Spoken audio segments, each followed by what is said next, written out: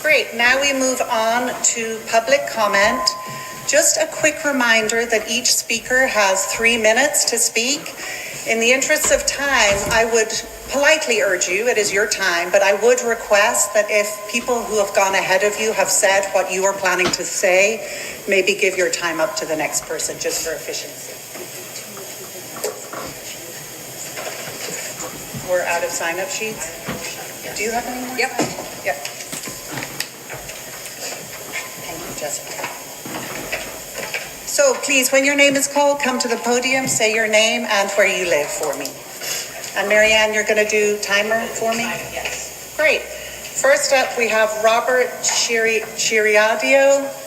I hope I've said your name correctly. It's important to use people's labels as they would like them to be used.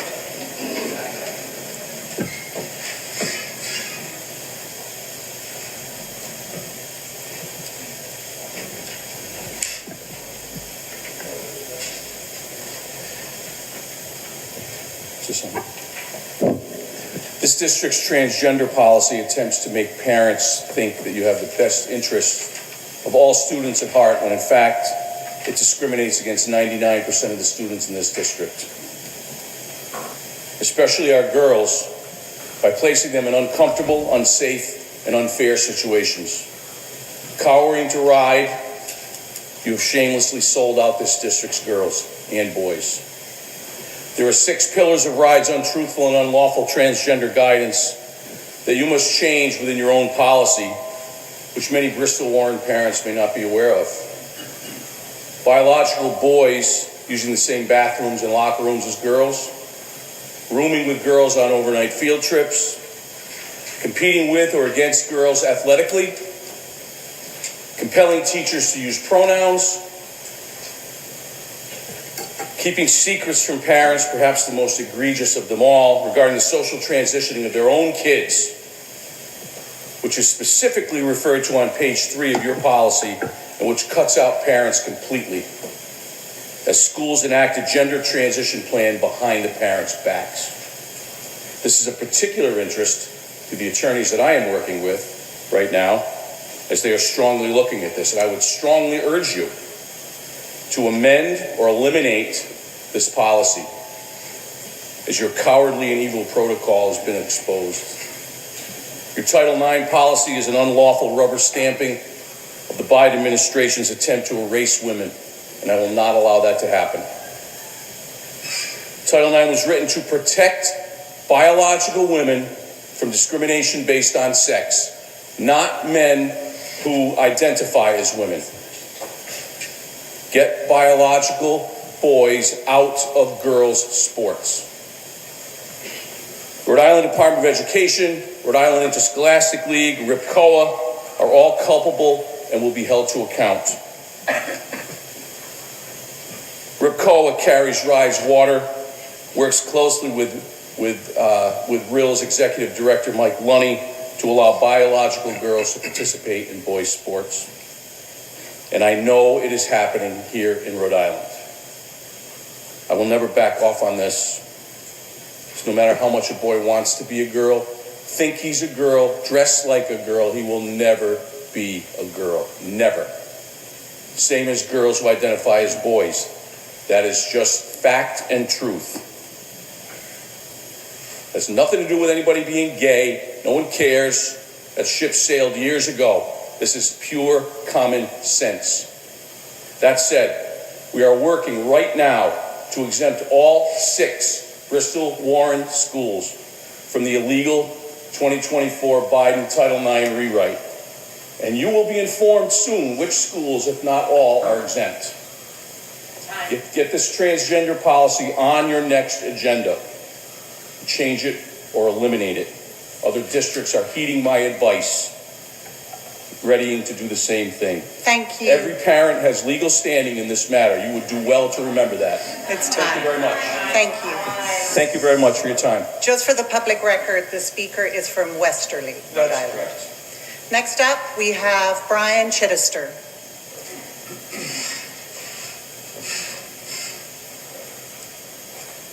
Good evening. My name is Brian Chittister. I am a resident of Warren. I have taught foreign languages, Spanish and French, in this building for 24 years. Personally, as a world language teacher, I love pronouns.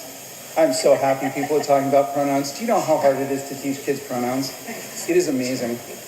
Also, for the record, I wasn't listening too closely, my apologies, but I did hear the speaker use pronouns such as you, it, me, just saying. I have to say that I've seen a lot of change over the 24 years that I have been a teacher in this district. I've been working with teenagers a long time. I'm sorry, sir, have you worked with teenagers? Do you work with teenagers? Is he supposed to talk? Yes. Do you interact with teenagers on a regular? I'm just curious because I'd like to know for my own. Mr. Chittister. Okay, fair. What I will say is that I have seen kids go through a lot of hard stuff in 24 years. People may not know this, but teachers are legally mandated reporters. If we think that a child is being abused, we have to report it legally. And honestly, I think all of us can say we've seen more than our fair share of that.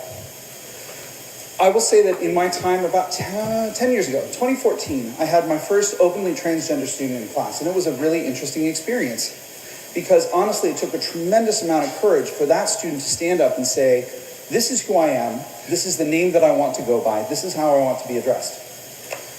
A couple years after that, unfortunately, we had kind of a wave of nastiness that swept through the school and really through the country. It was really kind of a rough time. It was shortly after that the school committee at the time, under the leadership of Aaron Schofield, who I believe was at the time the policy chair, brought in the policy on transgender and gender nonconforming students. I think it was a major step forward for protecting our children. It is a basic fact that suicide rates among LGBTQ young people are much higher than among the rest of the population. And actually, respecting people's identities, young people's identities. They are not idiots. It drives me crazy that adults seem to think that teenagers are idiots. They are not. They are sentient human beings with valid thoughts and valid personal identities. And if we don't take that seriously, we are doing violence to those kids. And I don't know what you all think in terms of we're forcing something onto them. My God, if we could force them to not use cell phones, right? I mean, like, have you worked with children? Do you know what they're like? But what I do know is that we need to respect children. We need to respect who they say they are. And if we don't do that, we are doing violence to them. And that is why I support this policy. I think it's one of the best policies on the books in this district. I've gone through a lot of them, by the way. I know them pretty well. And I'm in support of it. And I hope that your initiative loses. Thank you. Thank you. Next up, we have Sarah Bullard. Can you take to the podium, please? Thank you.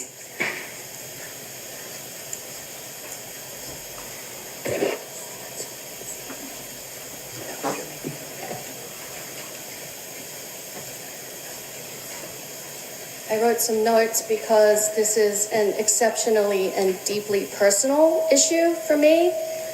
So I wanted to keep track of what I was going to say. I'm here tonight not as a school committee member, although I have proudly served this district for the last 4 years. I'm here as a parent, a friend, a community member, and an advocate. I want to correct some of the misinformation you just heard. Just as a note, the organization that Mr. Tirado represents has a well-documented track record of spreading baseless lies and bigotry and transphobia. Despite the fear-mongering tactics and false concern promoted by this organization, there are actual facts, scientific and evidence-based data that show, rather than being a threat in the school environment, transgender students are far more often the target of harassment. A recent survey by the CDC found that 5% of high school students in the US identify as transgender or gender questioning. Oh, by the way, my pronouns are she, her, just in case you were wondering. The survey found these teens much higher rates of bullying, persistent sadness, and suicidal thoughts or behaviors compared with their cisgender peers. Bullying occurs twice as frequently. This is not a new situation. Transgender folks are not a new trend. Transgender people have existed for as long as humans have been around and are recognized and even celebrated in hundreds of cultures around the world. Sadly, this is not the case in 21st century America. In 2016, the National Crime Survey revealed that 22% of all youth aged 12 through 18 reported being bullied while at school.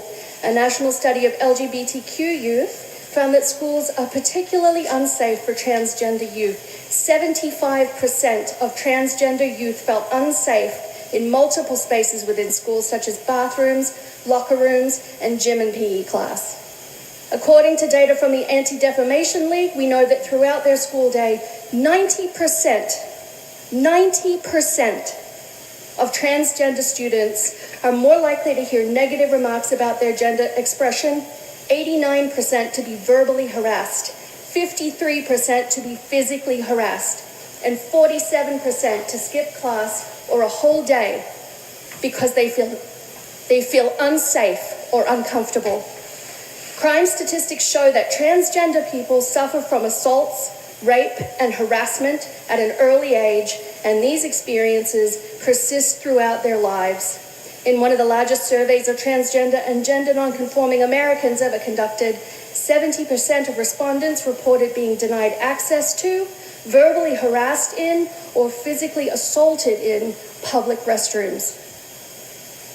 You can pretend you are conducting this campaign because you care about notions of safety in a bathroom or a locker room. But at the end of the day, it is a campaign of targeted hate. Anyone who truly cares about safe schools and educational equity and vulnerable students must acknowledge the disproportionate victimization of transgender and gender non-conforming students. Thank you, Mrs. These are the children we need to protect, not instead of, but as well as their peers. This district supports, protects, and allows access to their federally and state-mandated education. Thank you, Sarah. 2,888 of them. Every single one of them. We're not picking on anybody. And by the way, if you are concerned about what my child is doing in the bathroom, I suggest you look inwards because it is none of your business. Thank you. Next up, we... 1 minute and 11 seconds. No. And excuse me, please don't whistle at me in the middle of the meeting. I am the chair of this body. I will not have somebody whistling at me. Madam Chair. Jesselyn Charest. 1 minute and 11 seconds. Jesselyn Charest, please introduce yourself. Yeah, my name is Jesselyn Jarest. I'm a resident of Bristol. And I have to say that I am disappointed that we're allowing someone who is not a member of our community to speak on such things. You've gone around the state harassing people, fear-mongering, and causing chaos. In 2023, the Southern Poverty Law Center outlined that your group that you're with is... I have done some okay, so anyway, whatever. I have been told you're part of whatever. This is. Thank you. Thank you. There's one speaker. Otherwise, we're going to have to ask the public to leave. Thank you. Making these kind of comments in our neighborhood and with our communities is just causing division and chaos. Bristol Warren Regional School District is a district that cares about their kids, we care about our families, and we care about each other. And when people come from the outside in and try to do this, it is unwelcomed and unneeded. Thank you.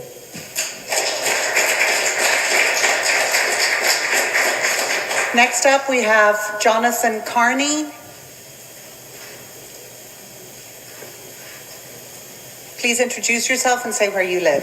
Hello, my name is Jonathan Carney. I live in Bristol. The anti-trans activists who have been going around the different school committees have been attacking things like Title IX, not understanding where it comes from. When schools put in this policy, they're simply following federal guidance, and RIDE simply follows federal guidance. They seem to think it's unconstitutional. However, the Supreme Court has already decided that protections on gender identity also apply to trans people. They did it in the 2020 Supreme Court decision of, I think that was Bostock versus Clayton County. That might be the wrong year. But there is also other lower courts that upheld that decision as well.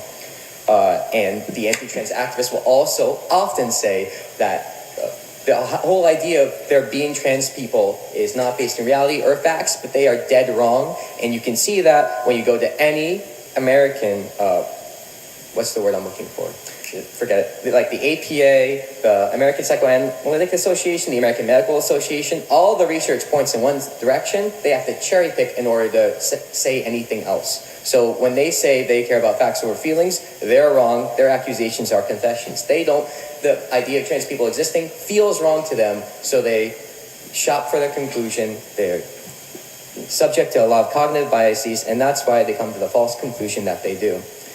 Overwhelmingly, it is shown that transitioning helps people who are trans to have better outcomes related to depression or suicidality if you compare trans people before transition to after.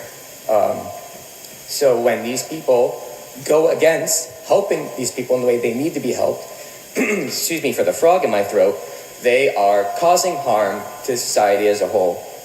Which is especially weird when this issue doesn't affect them directly as much as they like to pretend that they do. Back when they were in Newport doing the same campaign they've been doing all across the states, they accused certain school committee members of just getting into the school committee to push their own pro-trans agenda, which I find funny because I actually find that it's usually the opposite. Jessica Almeida, a school committee member, well, I remember when she was first elected, while she didn't talk about it while campaigning, initially, I knew about her because she would go to school committee meetings complaining about there being books that refer to trans people, like There's no personal attacks or comments on any people. There's no criticism of elected officials. Not in this venue, no. Okay. Yeah. Anyway, if I could get my train of thought back, they want to convince people at school committees to go against what the State Department of Education, what the Federal Department of Education say to do. I find that to be probably an unwise decision. And yeah, I'll cede the rest of my time. Thank you. Next up, we have Amber Ward.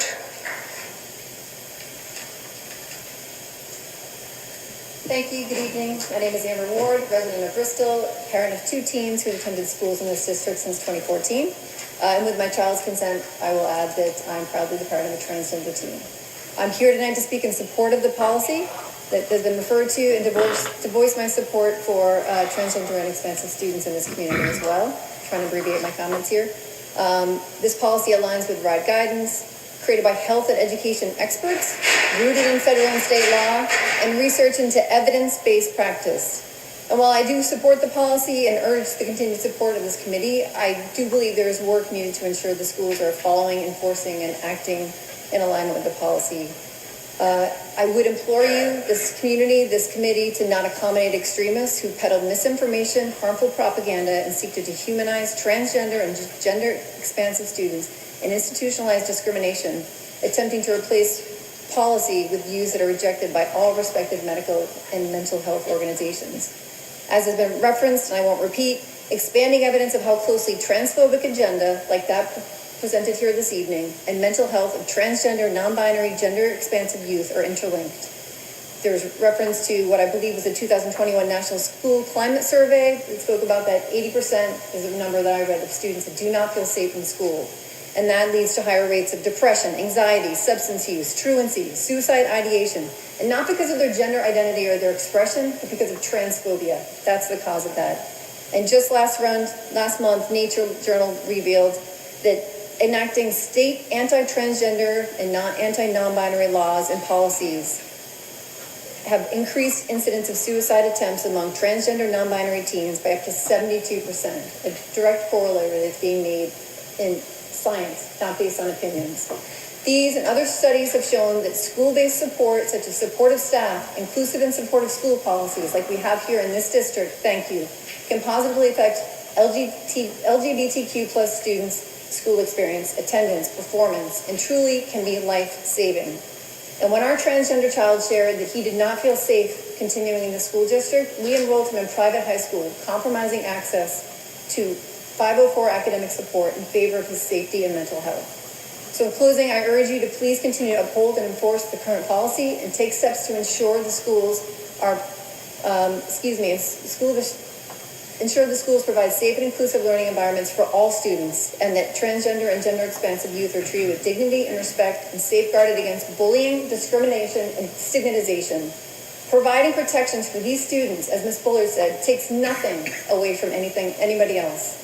I also urge you to please continue to support school administrators, teachers, and staff who act to uphold and enforce the transgender and gender nonconforming policy. Thank you for the opportunity to speak, and thank you for your service to the community. Next, we have Susan Raza. Did I say it correctly? I'm sorry.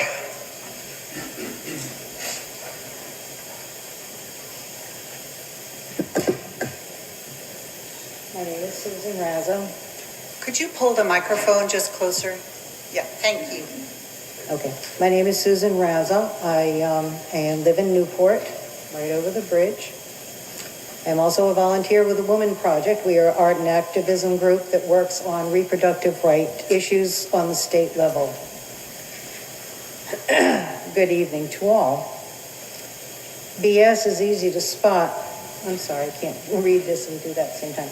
Is easy to spot. You can see the fill lines in the eyes. Blow that dog whistle. Hear it clear. The ignorance patrol is near. Blow that dog whistle. Say the words that tingle the spine and rally the herd. Blow that dog whistle. Tell all the lies and keep them all straight. For when the time comes for the pearly gates, blow that dog whistle. Say God told me to. Say it proudly, but show me a clue.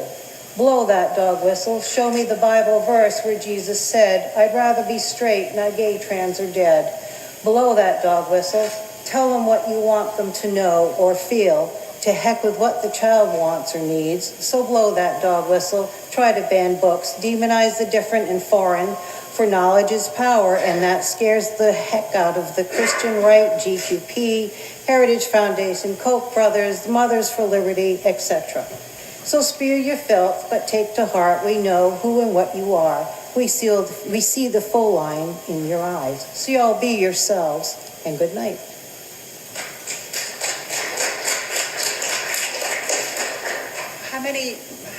How many minutes has it been? Well over your 15. Well, as there were two people who spoke that were not from town, I think it's appropriate to allow two more who are people who live in our community. Robert Medeiros.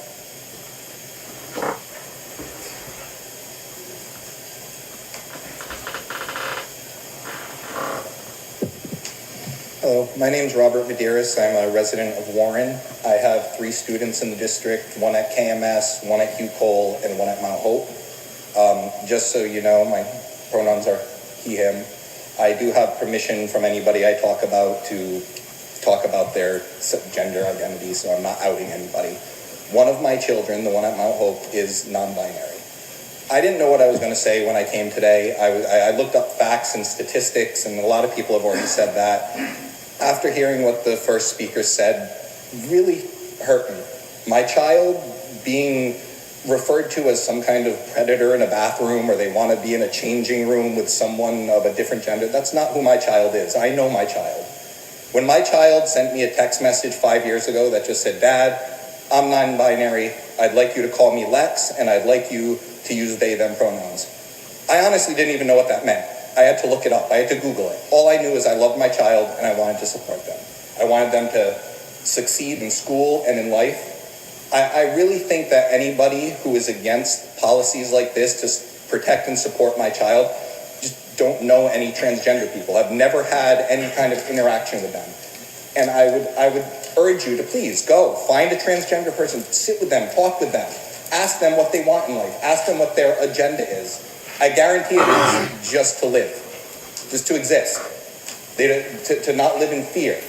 My child has been honored by this committee multiple times for their academic achievement. I can tell you that before they came out to me, they were reserved, they were anxious, they were scared. They always got good grades, but they didn't go the extra mile. Now they are on every extracurricular activity you can think of. I can't even keep track of where they are after school every day, with what clubs they're in, what activities they're doing. It was a night and day transformation when my response to that text message was, okay, Lex, what would you like for dinner? and we just moved on with our lives, and we say they, them, and their name is Lex now. Nothing has changed in our lives except my child is happier, more successful, and has just blossomed as a human being. And I really would urge you, if you really think that this policy is bad, talk to a parent of a transgender or non-binary child. Talk to a transgender person. Educate yourself by talking to the people you're talking about. Don't just parrot right-wing phrases that you've heard online because you think they're some kind of threat. Really, just go and be a human being and talk to another human being about it. Thank you. Thank you.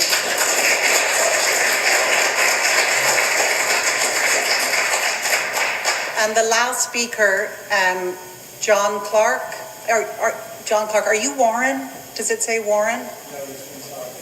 Okay, do you mind, I'm sorry, I'm going to just, because we only have one person left, so I'm going to go. Yes, please. I'm sorry.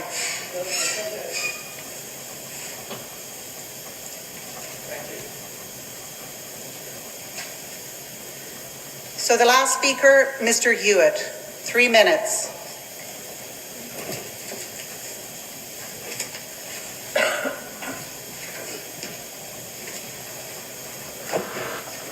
Good evening. After listening to what's been going on tonight, I'm tempted to depart from my script and extemporize, but I'll stick with the script. I appreciate the opportunity to say a few words that I hope you will consider having some merit.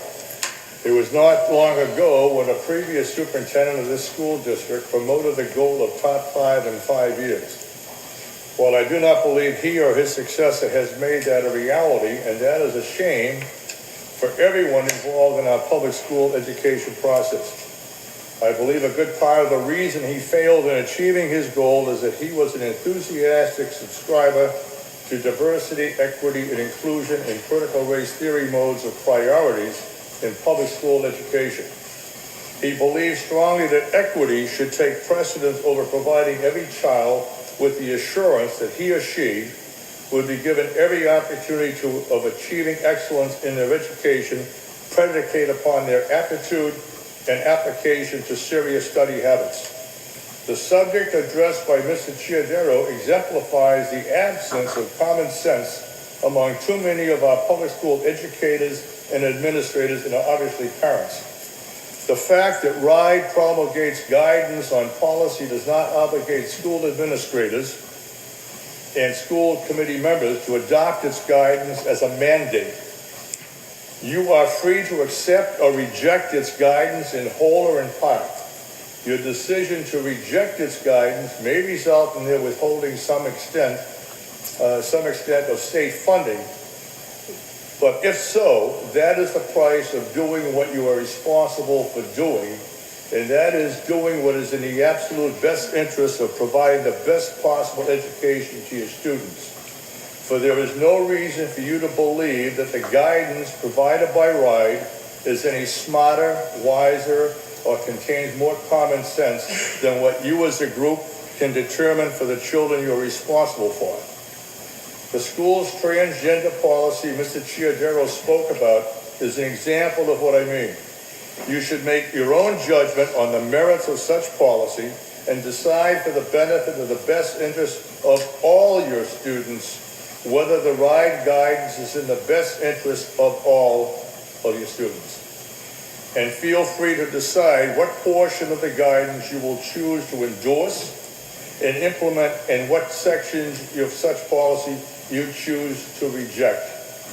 Mr. Chiodero is asking you to do simply that and is suggesting that there is no part of such a policy guidance that defies common sense and basic morality.